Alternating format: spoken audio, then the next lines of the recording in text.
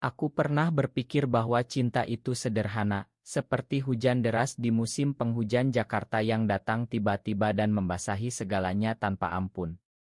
Tapi ternyata, cinta bisa lebih kejam dari itu, terutama ketika kau sadar bahwa dirimu hanya hiburan sementara bagi orang yang kau cintai sepenuh hati. Dan yang lebih menyakitkan, ketika dia memperkenalkanmu pada temannya seolah kau barang pinjaman, lalu cemburu buta saat kau memutuskan pergi.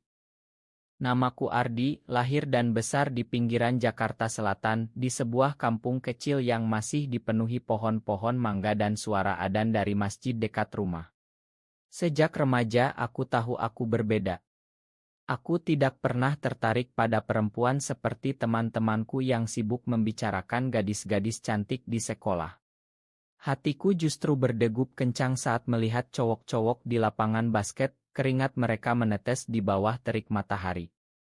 Aku menyembunyikannya rapat-rapat, karena di lingkungan kami, kata banci atau dhomoj adalah kutukan yang bisa membuatmu dijauhi keluarga sendiri. Pertama kali bertemu Rea, aku sedang bekerja paruh waktu di sebuah kai kecil di Kemang. Dia datang bersama teman-temannya, tertawa lepas dengan suara yang membuat jantungku berhenti sejenak. Rea tinggi berkulit sawo matang khas anak Jakarta, dengan senyum yang bisa melelehkan es batu. Dia pesan kopi hitam, dan saat aku antar ke mejanya, matanya menatapku lama, seolah melihat sesuatu yang hanya dia pahami. Lo sering di sini ya, tanyanya malam itu, saat kai sudah sepi. Aku mengangguk, tak berani menatap langsung. Dalam hati aku bertanya-tanya, apakah dia tahu? Apakah dia sama sepertiku? Sejak itu, kami sering bertemu. Rea mengajakku jalan-jalan ke Ancol saat akhir pekan, kami duduk di tepi pantai sambil makan bakso pinggir jalan. Dia cerita tentang keluarganya yang ketat, ayahnya yang pensiunan polisi dan mengharapkan dia menikah segera dengan perempuan baik-baik. Gue capek, katanya suatu malam, kepalanya bersandar di bahuku. Kadang gue pengen bebas aja. Aku tak berani bertanya lebih dalam. Tapi saat dia menciumku pertama kali di mobilnya, di parkiran gelap dekat kai, dunia seolah berhenti. Bibirnya hangat, tangannya memegang wajahku lembut. Saat itu aku yakin ini cinta. Cinta yang selama ini aku impikan, meski harus disembunyikan dari dunia. Tapi perlahan aku sadar ada yang salah. Rea sering membatalkan janji mendadak, bilang ada urusan keluarga. Kadang dia datang dengan cerita tentang perempuan yang dikenalkan orang tuanya. Lo ngerti kan, Di? Gue harus pura-pura, katanya, tapi matanya menghindar. Yang paling menyakitkan adalah saat dia memperkenalkanku pada temannya, Arhan. Ini Ardi, temen gue yang asyik, katanya santai, seolah aku bukan apa-apa. Arhan tersenyum ramah, matanya menatapku dengan cara yang sama seperti Rea dulu. Malam itu, Rea minum banyak, lalu bilang, lo ngobrol aja sama Arhan, gue capek nih. Dalam hati aku bertanya, apakah aku hanya hiburan baginya? Sesuatu untuk mengisi kekosongan saat dia belum siap menghadapi dunia nyata. Aku mencoba bertahan. Setiap malam, aku berbaring di kamar kecilku, memandang langit-langit sambil mengingat sentuhannya. Mungkin dia butuh waktu, gumamku pada diri sendiri. Tapi semakin lama, rasa sakit itu semakin dalam. Aku merasa seperti boneka, dipakai saat dia butuh, lalu disimpan saat tidak. Suatu hari, Arhan menghubungiku sendiri. Rea bilang lo oke banget, mau ketemu gak, pesannya. Hatiku hancur. Rea memperkenalkanku seperti itu. Seolah aku barang yang bisa dipinjamkan. Aku balas ya, bukan karena mau, tapi karena ingin tahu seberapa dalam luka ini. Saat bertemu Arhan di kai yang sama, dia langsung terbuka. Gue suka cowok juga, Di. Rea cerita banyak tentang lo. Air mataku hampir jatuh. Rea cerita apa? Bahwa aku mudah diajak, bahwa aku patuh seperti anjing setia. Malam itu aku pulang dengan hati remuk. Aku duduk di teras rumah, mendengar suara motor lewat dan anjing menggonggong jauh.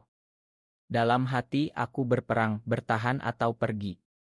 Cinta ini terasa seperti racun manis, semakin diminum semakin menyakitkan. Akhirnya aku putuskan untuk bicara. Gue nggak mau jadi hiburan doang, kataku saat kami bertemu terakhir kali. Dia tertawa, tapi matanya dingin. Lo serius banget sih, Di? Kita kan cuma Hai-un. Saat itu aku tahu. Aku harus pergi. Pergi bukan berarti mudah. Setelah malam itu aku blokir nomor Rea, hapus semua oto kami dari ponsel. Tapi setiap malam bayangannya datang lagi. Aku ingat bagaimana dia memelukku dari belakang saat kami nonton film di kosannya, bisik-bisik di telingaku kata-kata manis yang ternyata bohong belaka. Di kampung, ibu bertanya kenapa aku sering murung. Ada masalah kerja, Bu, bohongku. Aku tak bisa cerita bahwa hatiku hancur karena cowok. Di masyarakat kami itu dosa besar, aib yang bisa membuat keluarga malu. Arhan masih sering chat, mengajak ketemu. Awalnya aku abaikan, tapi suatu hari, kesepian membuatku menjawab. Kami bertemu di taman dekat rumahku, duduk di bangku sambil makan gorengan.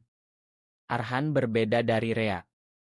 Dia terbuka tentang dirinya, cerita bagaimana dia sudah coming out ke saudaranya, meski keluarga besar masih menolak. Gue suka lo sejak pertama Rea kenalin, katanya pelan.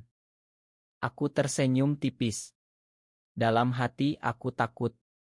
Takut ini hanya pengulangan bahwa aku lagi-lagi jadi hiburan bagi cowok lain yang belum berani sepenuhnya. Tapi Arhan sabar. Dia tak memaksa, hanya menemani. Kami sering jalan ke pasar malam, makan sate taichan sambil cerita tentang mimpi. Dia ingin buka usaha kecil, chai yang ramah untuk semua orang, termasuk seperti kami. Di Indonesia susah ya, Han, kataku suatu malam. Kadang gue pengen pindah aja ke luar negeri. Dia pegang tanganku pelan. Kita bisa bertahan bareng, Di. Perlahan hati yang hancur mulai terisi lagi. Tapi tiba-tiba Rea muncul kembali. Dia chat dari nomor baru, minta maaf, bilang kangen. Gue salah, Di. Gue takut aja waktu itu. Aku tak balas, tapi dia datang ke kafe tempatku kerja. Matanya merah, seolah menangis. Lo sama Arhan sekarang ya? Gue denger dari temen. Aku diam, dalam hati ada campuran marah dan kasihan. Kenapa lo cemburu sekarang, A? Dulu lo yang kenalin gue ke dia, kataku dingin. Dia menunduk. Gue baru sadar, Di. Gue cinta sama lo. Kata-kata itu seperti pisau. Terlambat. Terlalu terlambat. Aku ceritakan semuanya pada Arhan. Dia marah, tapi tak menyalahkanku. Pilih yang bikin lo bahagia, Di. Malam itu aku berpikir panjang. Rea mewakili masa lalu yang penuh rahasia dan sakit. Arhan, harapan baru yang lebih jujur. Tapi apakah aku siap lagi?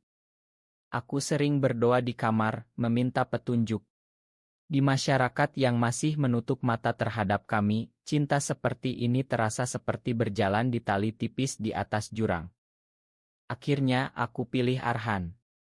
Kami mulai pacaran pelan-pelan, bertemu diam-diam, tapi dengan hati yang lebih tenang. Rea masih mencoba hubungi, tapi aku tegas menolak. Tapi drama belum selesai.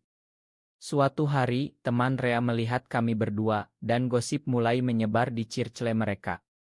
Gosip itu seperti api di musim kemarau, cepat menyebar dan membakar segalanya.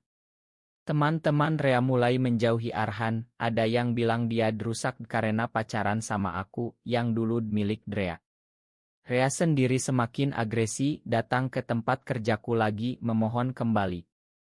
Gue bisa berubah, Di. Gue siap bilang ke keluarga, katanya dengan suara gemetar.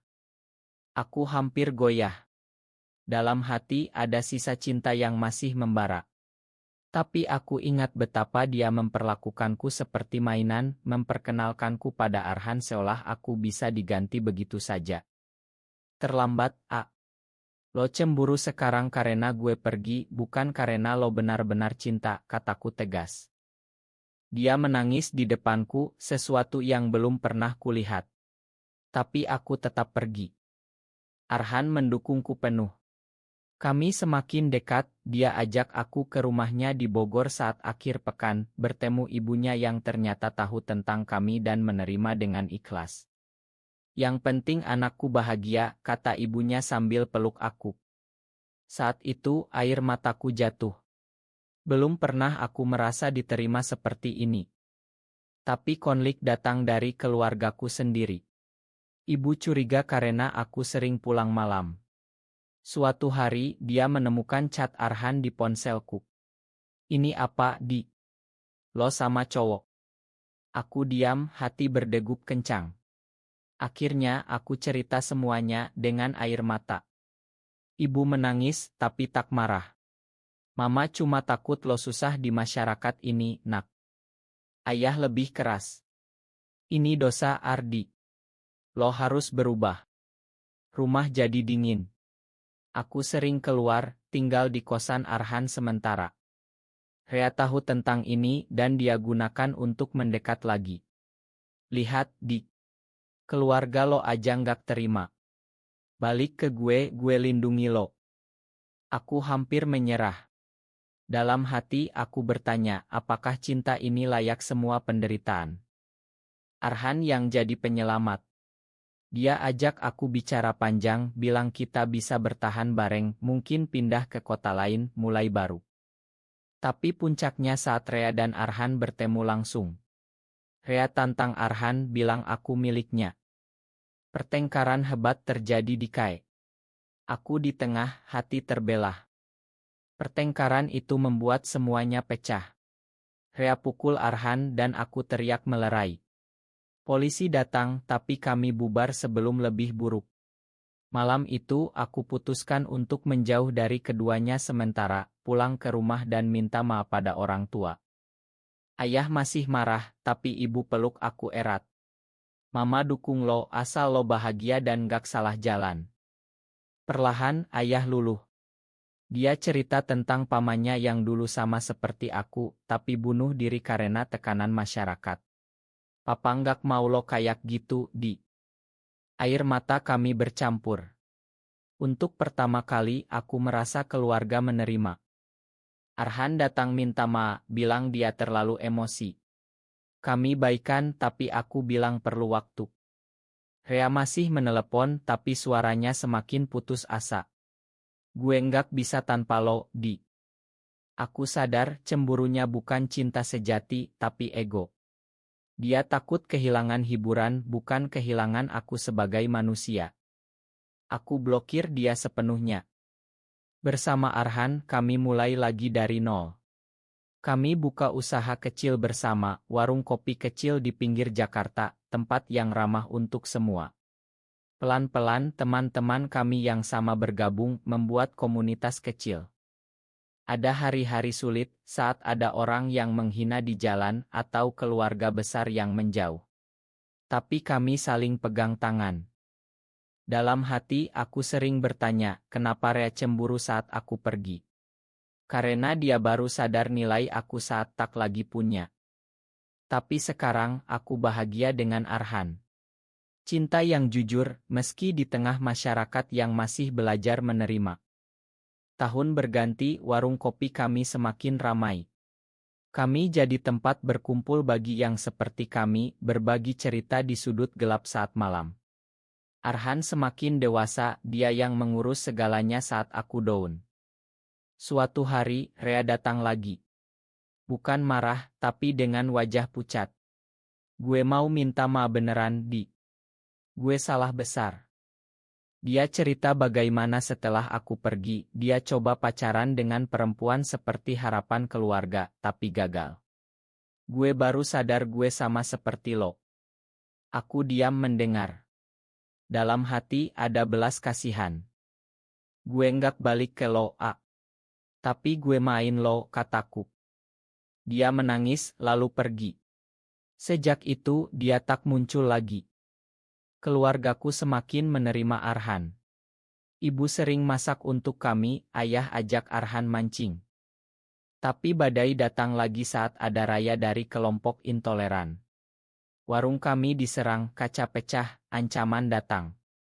Kami hampir menyerah. Malam itu aku dan Arhan duduk di reruntuhan saling peluk. Apakah kita salah cinta? Han tanyaku dengan suara gemetar.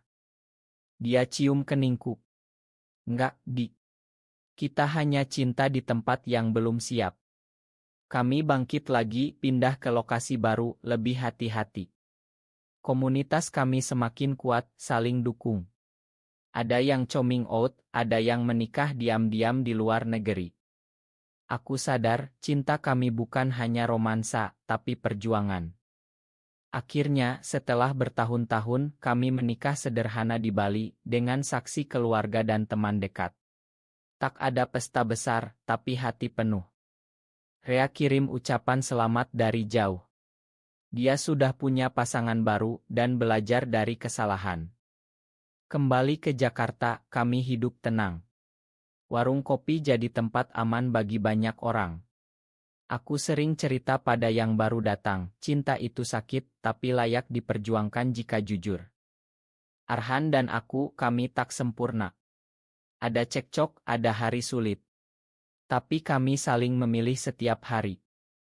Di masyarakat yang perlahan berubah, kami jadi bagian dari itu. Bukan pahlawan, hanya dua orang yang cinta meski dunia tak selalu mengerti. Saat malam hujan deras, kami duduk di teras, tangan bergandeng. Aku ingat Rea, ingat cemburunya yang terlambat. Tapi sekarang, aku bahagia. Cinta sejati bukan yang membuatmu hiburan, tapi yang membuatmu utuh. Dan aku memilih pergi dari yang salah, untuk sampai pada yang benar. Kami hidup biasa, tapi penuh makna. Di Indonesia yang beragam, cinta kami adalah salah satu warna pelangi yang mulai terlihat.